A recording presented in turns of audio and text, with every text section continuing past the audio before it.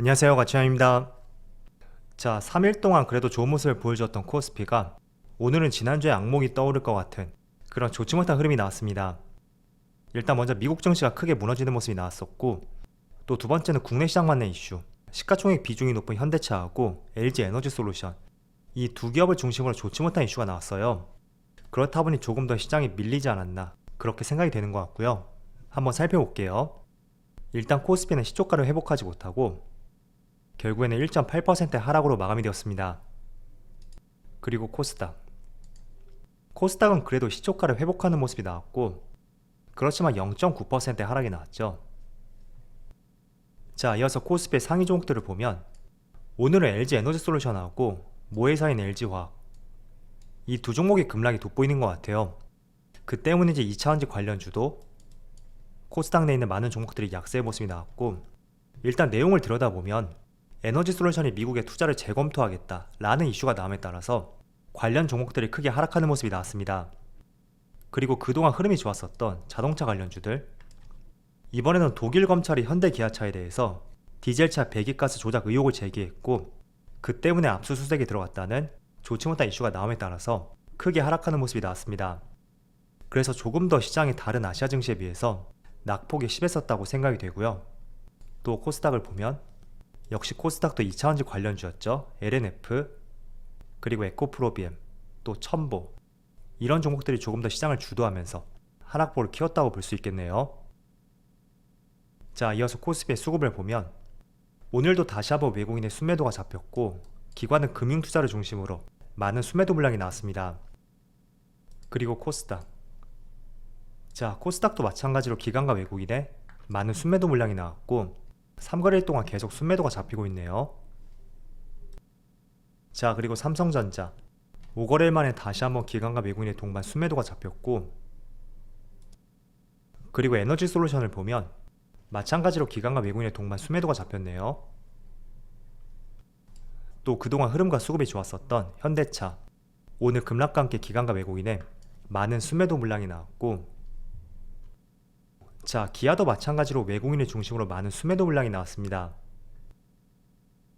자, 이어서 주체별 매매 동향에 대해서 살펴보도록 하겠습니다. 6월 29일 외국인이 가장 많이 매수한 종목은 LG생활건강, 아모레퍼시픽, 카카오, 두산에너빌리티, 삼성 SDI, 이런 종목을 차례대로 매수했고, 오랜만에 화장품 관련주가 두 종목이 포함되었네요.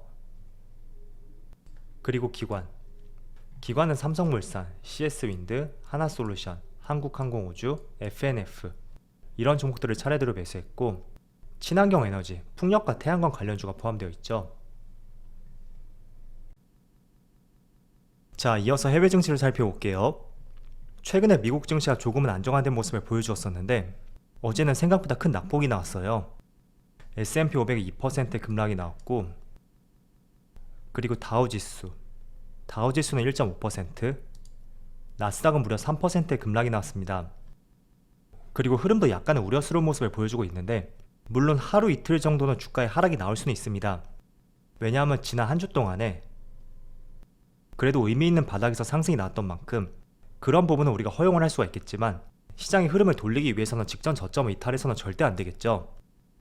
자, 그래서 아직까지는 그래도 양호하다고 볼 수 있지만, 전날 미국 시장의 하락과 함께 코스피 코스닥도 오전장보다 굉장히 부진한 모습을 보여주었습니다. 자, 그리고 다른 아시아 증시도 보면 일본 니케이도 1% 하락이 나오고 있고, 대만도 1.1%, 그리고 상해지수는 0.7% 하락이 나오고 있죠. 자, 일단 전날에 미국 증시가 크게 급락이 나왔던 이유가 미국의 6월달 소비자 신뢰지수가 발표가 되었는데 당초의 예상보다 크게 하회하면서 98.7이라는 숫자가 나왔어요. 이거는 거의 1년 4개월 만에 최저치라고 하더라고요. 자, 그런데 일단 소비자 신뢰지수라는 것은 경제 활동에 대한 소비자의 신뢰 수준을 측정하는 것이고요. 소비자의 지출을 예측하는 하나의 선행 지수라고 보시면 돼요. 자, 그런데 우리가 경기 침체가 오는지 그렇지 않은지 그런 것들을 확인하기 위해서 각국의 GDP 성장률을 많이 참조를 하고 있습니다. 자, 그런데 한국 같은 경우에는 이 GDP 성장이 있어서 약 40% 정도, 수출이 거의 40% 정도를 담당하고 있고, 미국 같은 경우에는 절대적으로 70% 이상이 바로 소비와 연관되어 있습니다. 그래서 국내 시장은 수출이 정말 중요하다고 볼 수 있고 미국은 개인들의 소비가 정말 중요하다고 볼 수 있어요. 왜냐하면 GDP에서 차지하는 비중이 70% 이상이 소비이기 때문에 이 소비자의 지출을 예측하는 이 선행지수가 시장 예상치보다 하회했다는 것은 앞으로의 전망을 조금 어둡게 볼 수 있는 하나의 근거가 될 수 있습니다. 그래서 이게 향후에 소비가 줄어들 가능성이 있고 그 때문에 시장이 한 차례 충격을 받았다고 이해를 해보신다면 좋을 것 같습니다. 자, 그렇지만 한 가지 또 말씀을 드린다면 중국 시장이 있죠. 중국이 올해만 저점에서 현재 가격까지 무려 종합주가 지수가 18%의 급등이 나왔어요. 절대적으로 세계 시장의 흐름과 반대되는 모습을 보여주고 있는데 저는 중국 시장이 이렇게 좋은 모습을 보여주는 것에 대해서 그나마 정말 다행이다 그런 생각을 하고 있습니다. 왜냐하면 자, 조금 전에 말씀을 드린 대로 국내 GDP의 약 40%가 수출이라고 말씀드렸어요. 그런데 그 수출 국가 중에서 1위를 차지하는 국가가 바로 중국이거든요. 그렇기 때문에 중국의 경기가 좋아진다는 것은 국내 시장에는 좋은 요소로 다가올 것이다. 그렇게 연관지어 볼 수가 있겠죠. 그래서 중국 시장이 좋은 모습을 보여주는 것은 그래도 어려운 경제 상황에서 조금은 위안을 삼을 수 있는 부분이라고 생각이 되고요. 또 제가 이거 하나 보여드릴게요.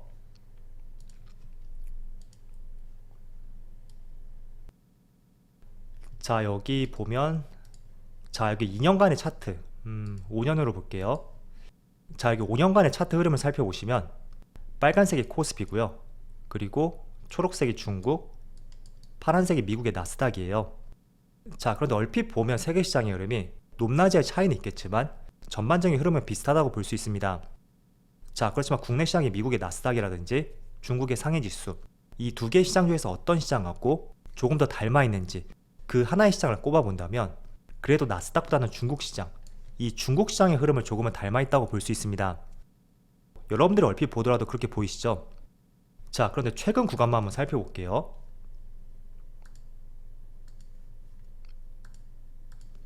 자, 최근의 구간을 보면 4월까지는 모든 시장이 하락하는 추세였어요. 그런데 초록색깔 상해지수를 보시면 4월부터 반등이 나고 있고 코스피하고 나스닥, 중국과는 다른 움직임을 보여주고 있죠. 자, 그래서 지금 환율도 계속 상승하고 있고 많은 원자재 가격 상승, 그리고 경기 침체에 대한 리스크 그런 것들이 상존함에도 불구하고 중국 시장이 견조하다라는 것은 그나마 우리가 한 번은 위안을 삼아 볼 수 있는 하나의 시장 흐름이라는 것을 말씀드리고 싶었고요. 언제까지 이런 디커플링이 발생될지 모르겠어요. 그렇지만 그 변곡점이 많은 전문가들이 예상하는 시점에 나올 수도 있고 정말 예기치도 못한 시점에 뜬금없이 나올 가능성도 있습니다. 항상 주식은 그런 역사의 반복이었거든요.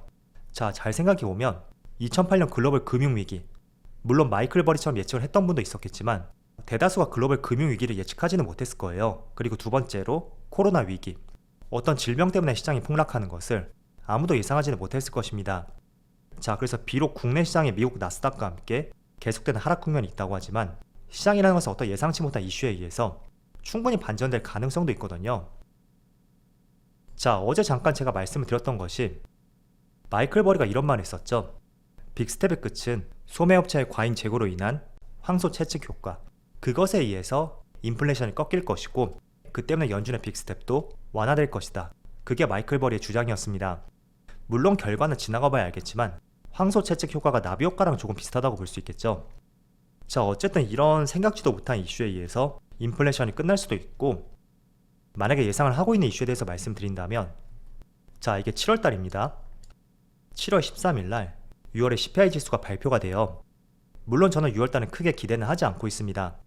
왜냐하면 에너지 가격 중에서 유가 전혀 하락할 조짐을 보이진 않고 있거든요.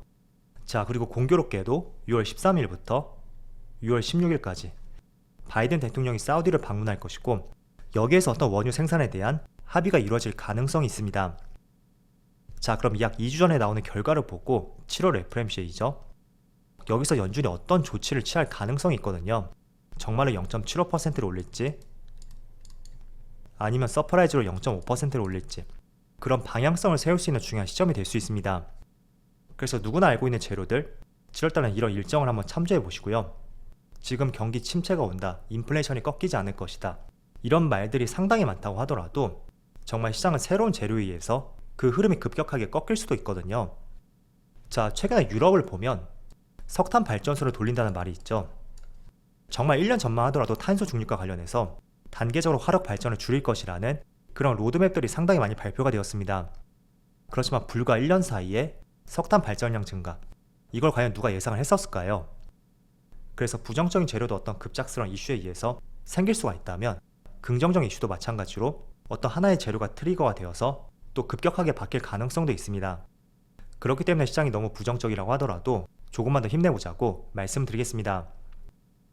자, 그리고 참고로 말씀을 드리면, 금리 인상과 관련해서 연준이 올해 말까지 계속 금리를 올릴 것이고, 빠르면 내년 중순부터 금리를 인하할 가능성이 있다, 그런 기사들을 많이 접해보셨을 거예요.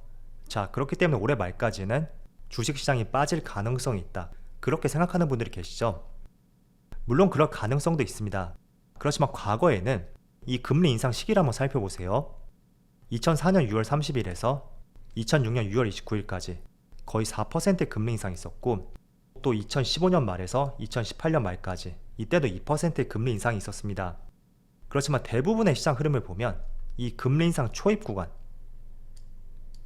이때만 시장이 요동을 쳤었고, 그 이후부터는 오히려 금리 인상을 했음에도 불구하고 주가는 상승이 나왔었거든요. 자, 코스피의 월봉 차트를 보면 2004년 6월달 이쯤이었죠. 이때 코스피 지수가 2달 정도 이렇게 강하게 빠지는 모습이 나왔어요. 그렇지만 그 이후부터는 계속적으로 상승하는 모습이 나왔었고, 또 2015년 말 이때도 마찬가지였죠. 이 당시죠. 자, 그 당시의 주가 흐름을 보면 금리를 올리기 직전부터 그리고 향후 2달 동안 시장이 빠지는 모습이 나왔다면, 그 이후부터는 안정화가 되고 또 강하게 상승이 나오는 그런 흐름이 나왔습니다. 그래서 지금도 뭐 3.5%까지 올린다고 하는데, 지금은 인플레이션 우려감이 있기 때문에 과거하고는 조금 다를 수는 있어요. 그렇지만 우리가 너무 과도하게 부정적으로 해석하기보다는 이왕 여기까지 왔던 만큼 이제는 시장이 단단하게 바닥을 다지고 또 반전할 수 있는 그런 시점을 모색해야 되지 않을까, 그게 저의 생각입니다. 그래서 최근에 시장이 정말 어려운데, 이게 직전 저점을 이탈하지 않고 또 다시 한번 상승이 나올 수 있는 그런 7월달이 다가오기를 한번 기원해보고요. 여러분들도 언제나 힘내시면서 늘 화이팅 할 수 있었으면 좋겠습니다. 자, 그럼 오늘 영상 여기서 마치도록 하고요. 언제나 여러분들의 성공 투자를 기원하도록 하겠습니다. 감사합니다.